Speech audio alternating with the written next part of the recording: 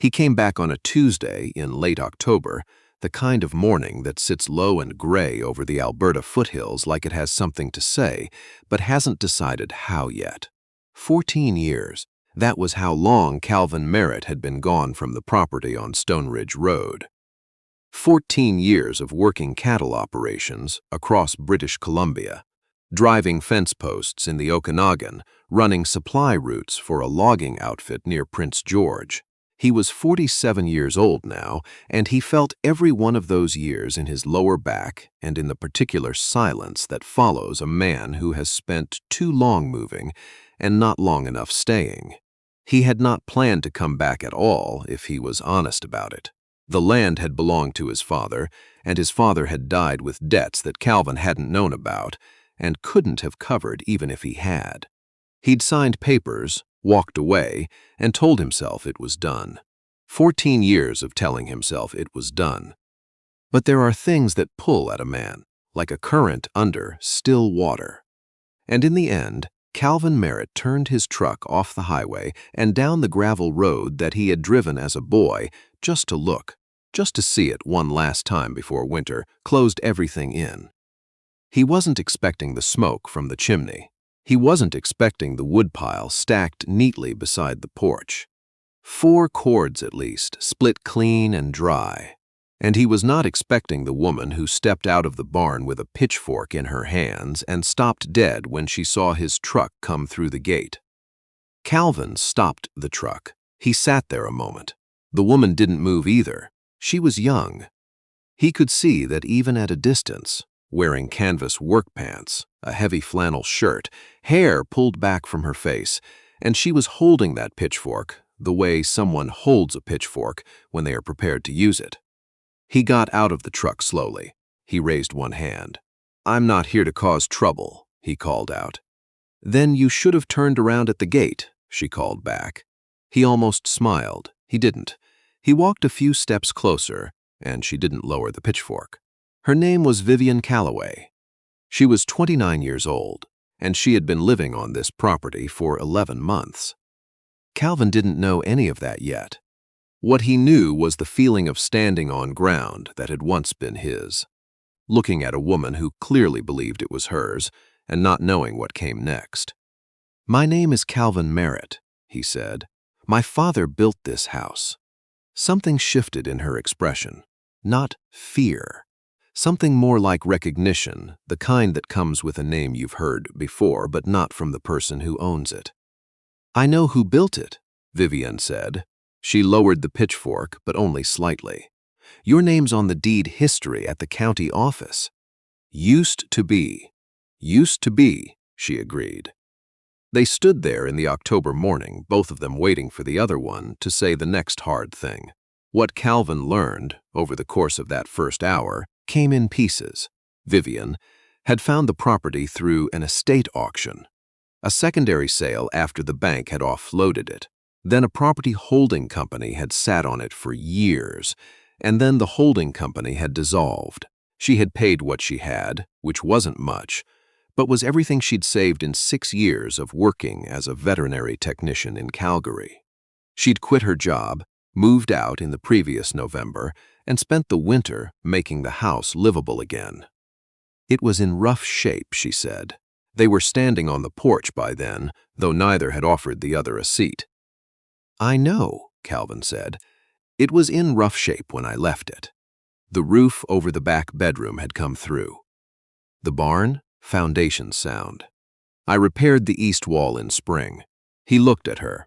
29 years old, and she'd repaired the east wall of that barn. He'd been meaning to do that east wall since he was 32. "You're out here alone?" he asked. "I have a dog," she said. As if on cue, a large red heeler appeared around the corner of the house and sat down beside Vivian's boot with the authority of an animal who considers itself co-owner of the property. "She's called Mabel," Vivian said. "Hello, Mabel," Calvin said. Mabel regarded him with deep suspicion and did not move.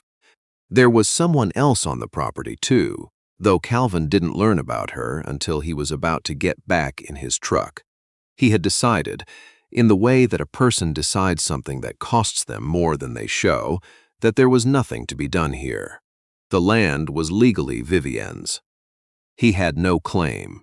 He had come to look, and he had looked, and now he would leave and go back to wherever it was that people like him went. He had his hand on the truck door when Vivian said, "My grandmother is inside." He turned around. "She came in August," Vivian said. "She had a stroke in June, and after the rehab there was nowhere else for her to go. So she came here. How old is she?" 78. "Her name is Ruth." There was a beat of silence. "She's having a hard time with the stairs," Vivian said, and for the first time, something moved in her voice that was not just straightforwardness. "I've been trying to figure out how to build a proper ramp on the east side of the porch. But I'm better with barn walls than I am with ramps, apparently." Calvin looked at the east side of the porch. He looked at the angle of the ground, the height of the step, the way the grade ran. "You'd want to run it diagonal," he said. "Not straight out. The straight-out configuration pulls away from the foundation in a freeze-thaw cycle." Vivienne looked at him. "How do you know that?" "I built a few things," he said. He did not stay that day. He drove back to the motel in Pincher Creek where he'd been staying and sat on the edge of the bed and thought about the east wall of the barn, which Vivian Calloway had repaired at 29 years old alone in her first Alberta winter on that property. He thought about the ramp, the diagonal configuration, pressure-treated lumber, galvanized hardware because the frost would take anything less. He could see it in his head the way he could always see things that needed building. It was practically the only thing he'd ever been genuinely good at. He drove back out the next morning. Vivian was in the paddock when he arrived. She stopped what she was doing and watched him get out of the truck and pull a measuring tape from his jacket pocket. "I'm going to look at the porch," he said. "All right," she said after a moment. He measured for 45 minutes.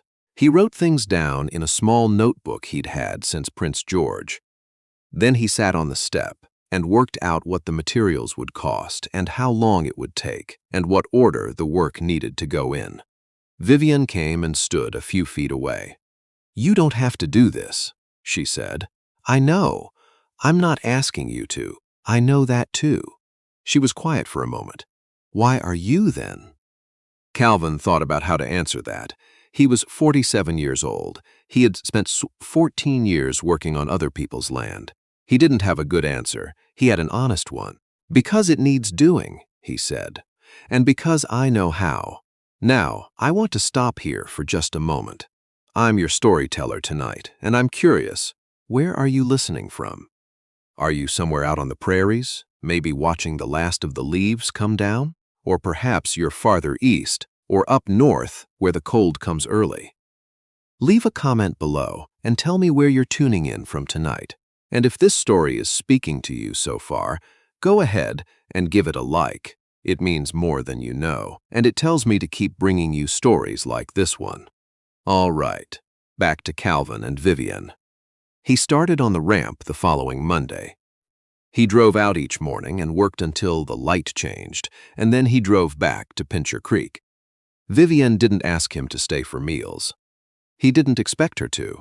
They were two people trying to figure out the shape of something that had no name yet. Ruth, Vivian's grandmother, watched from the window the first 2 days. On the third day, she appeared at the front door. She was 78 years old, and she moved carefully, the way people move when their body has recently reminded them what it is capable of. But her eyes were sharp, and her voice, when she spoke, carried the particular authority of a woman who had been dealing with difficult situations long before any of the people around her were born. "You're the Merritt boy," she said. "Calvin Merritt. Yes, ma'am. I'm Ruth Calloway." She looked at the ramp. "You know what you're doing?" "I believe so." Vivienne said, "You knew about diagonal runs." "I've done a few."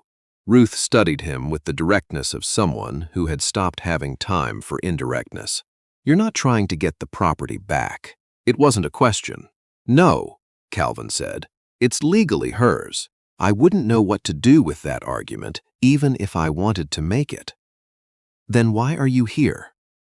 Calvin set down the board he was holding and looked at this 78-year-old woman who had survived a stroke and moved herself out to a foothills property with her granddaughter and was now standing in the October cold, asking him a fair question. I don't entirely know, he said, but I think I needed to do something useful on this land before I left it for good. Ruth was quiet for a long moment. Then she said, Well, come in for coffee when you're done with that section. The ramp was finished by the end of the week. Ruth walked down it on a Friday afternoon. Slowly, one hand on the rail that Calvin had installed at exactly the right height. She got to the bottom, stood in the yard, and looked around at the foothills and the sky and the aspen grove along the creek that had turned the color of old brass. She used to be afraid of this step, Vivian said quietly, standing beside Calvin. She didn't want me to know, but I could see it. Calvin said nothing. He was watching Ruth stand in the yard and breathe the outdoor air. Thank you, Vivian said. You don't owe me anything for it. I know I don't. She looked at him sideways. I said thank you, not that I owe you. He felt something shift in him at that. A small and careful thing, the kind of thing a man of 47 doesn't trust right away because he's learned not to. The weeks that followed were not a romance in any obvious sense. They were something slower and more honest than that. Calvin did not go back to Pincher Creek. He had no particular reason to, and there was always something on the Stonebridge Road property that needed doing. A fence section that had heaved in the first frost, a gate latch that had worked itself loose, a piece of eave trough pulling away from the fascia on the barn's north side. He slept in the loft of the barn, and he paid for the groceries he ate, and he did not ask for anything. Vivian, for her part, did not make it easy or difficult. She was not a woman who dealt in performances of warmth or performed coolness. She said what she thought and worked alongside him when the work called for it and left him alone when it didn't. She had grown up in a small town in southern Saskatchewan. Assiniboia, population not quite enough, raised mostly by Ruth after her parents split when she was 11. She had gone to college in Saskatoon, studied animal science, worked in Calgary, saved her money, and bought this land. She had not done any of it waiting for someone to help her. That was what Calvin understood about her by November. What Vivian understood about Calvin was harder to name. She knew he had grown up on this land and left it, and regretted leaving it. She knew he was a man who worked carefully and quietly and didn't explain himself more than necessary. She knew he was lonely in the way that people get lonely when they have spent a long time being capable without being known. She knew, because Ruth told her one evening, that he sometimes sat in the barn at night and didn't come in. He's thinking, Ruth said. About what? Vivian asked. About what men think about when they've been moving too long and they've finally stopped. Ruth set down her tea. Don't you let that frighten you. That's not a dangerous kind of thinking. That's just the settling kind. The first real conversation, the kind that changes the shape of things, happened in early December. The temperature had dropped hard overnight, the way it does in the foothills when the Chinook isn't running, and Calvin had come in from checking on the animals and found Vivian at the kitchen table with a map spread out and a pencil in her hand. Ruth was asleep in the back room. I want to run a small herd in the spring, Vivian said without looking up. Angus, I think. Maybe 15 to start. But I can't figure out if the south pasture has enough carry for that. Calvin sat down across from her. They talked for 2 hours. About grass and water and fence lines and what the winter would do to the creek crossing. About the soil in the lower field and whether it drained right. Calvin knew this land from 30 years of growing up on it, and Vivian knew what she wanted to build, and somehow those two things worked together in a way that surprised them both. At some point, Vivian got up to make tea. At some point after that, Calvin realized he hadn't thought about leaving in several weeks. Can I ask you something? Vivian said. You can ask. Do you miss it? The moving? He thought about that honestly. "I miss thinking I was going somewhere," he said. "I don't think I miss the going itself." She wrapped both hands around her mug. Outside, the wind moved through the aspen grove and made that sound that aspen groves make, like paper or like whispering, something between the two. "I used to think I wanted to do it alone," she said. "This whole thing. The land, the animals, all of it.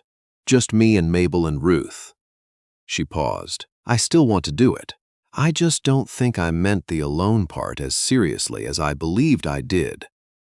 Calvin looked at her across the kitchen table of the house his father had built, in which a 29-year-old woman had replaced the roof and repaired the east wall of the barn and laid in 4 cords of firewood before her first winter, and he thought that he had never in his life met anyone quite like her. "That's an honest thing to say," he said. "I'm usually honest," she said. "I know," he said. "I noticed." Christmas that year was quiet.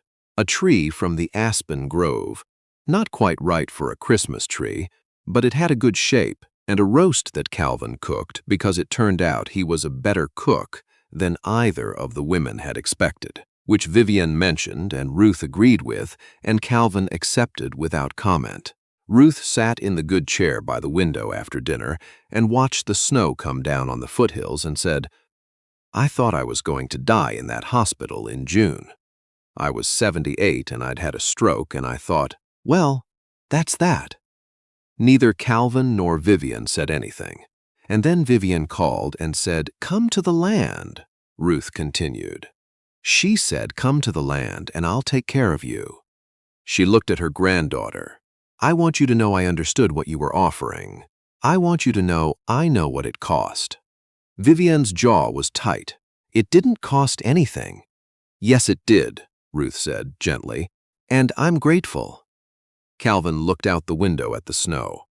He was 47 years old, and he was sitting in his father's house at Christmas, and he felt for the first time in a very long time that he was in the right place. The spring came slow and muddy the way springs do in that part of Alberta. The creek crossed its banks in March, and they lost 2 weeks of fence work to standing water, and then April came in warm, and the whole place greened up so fast it almost hurt to look at. Vivian brought in her first cattle in May, 14 Angus heifers and 1 bull she'd sourced from a breeder in Lethbridge. Calvin and Vivian worked the first cattle drive together, pushing the animals up from the trailer into the south pasture, and Mabel ran the edges of the herd with the precision of a dog who has been waiting her whole life for exactly this job. Ruth watched from the ramp. At some point, it is hard to name the exact moment because these things rarely have one. Calvin Merritt stopped thinking of himself as a man who was staying temporarily on someone else's property and started thinking of it as something else. He was not sure, for a while, what to call that something else. Vivian called it first. They were fixing the south fence, the 2 of them, in the long June evening when the light comes level across the foothills and makes everything look the way things look in old photographs. She was working the wire and he was setting the post, and she said, without looking up, "I was thinking, about the barn loft. What about it? About the fact that you've slept up there for 7 months, and whether that makes any sense." Calvin set the post. He tamped the base. He straightened up and looked at the line of fence stretching away into the evening. "It might not make much sense," he agreed. "I'm not saying move into the house tonight," Vivian said. "I'm saying it doesn't make sense long term. And I'm 29, not 19. I know what I mean when I say something." "I know you do," Calvin said. "You're 47, she said. "I'm 29. If that bothers you, or if you think it should bother me." "It doesn't bother me," he said. "Good," she said. "Because it doesn't bother me either." She went back to the wire. He went back to the post. Mabel sat in the grass at the edge of the pasture and watched the cattle, and the light came in long and golden over the whole of Stone Ridge Road. They were married in the fall, October, which felt right. Ruth stood up at the small ceremony. 15 people in the yard, and did not need anyone's help getting down the ramp and across the grass. She wore the blue dress she'd been keeping for a good occasion, and she told Vivian's friend Carlotta, who drove up from Lethbridge, that she had not expected to live to see this day. She meant that in the best possible way. Calvin was 48 by then. Vivian was still 29, but the winter would make her 30, which she said she was ready for. Ruth lived on Stonebridge Road for another 9 years. She passed in the October of a year when the aspens were particularly bright, which felt like a kindness. She had been able to walk the ramp and sit in the yard and watch the cattle until close to the end, and that mattered to all of them. She was 87. She was buried in the small plot at the edge of the property where the aspen grove starts, where the ground is soft and the light comes through the leaves in the afternoon and makes that particular kind of gold that you only see in places that have been loved a long time.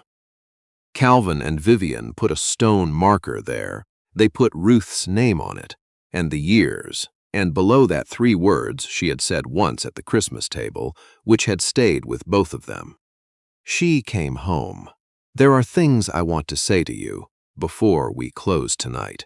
I am grateful to each one of you who stayed with this story from the beginning to the end. Whether you are out on the prairies watching the last light go down on the fields, or somewhere in the cities, or up north where the sky is doing something extraordinary tonight, thank you for being here. Thank you for listening. Calvin Merritt was 47 years old when he drove down a gravel road just to look one more time at the land where he grew up. He thought he was going to look and leave. He did not know he was going home. Vivian Calloway was 29 years old when she bought a property nobody else wanted, moved herself out in November, and made it into something. She thought she was going to do it alone. She was wrong about that, and she was glad. And Ruth was 78 years old, recovering from a stroke, with nowhere obvious to go, and she went somewhere better than obvious. She went to the land. If this story found you tonight, maybe it found you for a reason. Maybe there's something you've been driving past without stopping. Maybe there's someone you've been meaning to open the door to. Maybe there's a piece of land, not the kind with fences and cattle, but the kind inside yourself that needs tending to. I'll be back with another story soon. Until then, you take good care. God bless you, each and every one of you. Keep riding.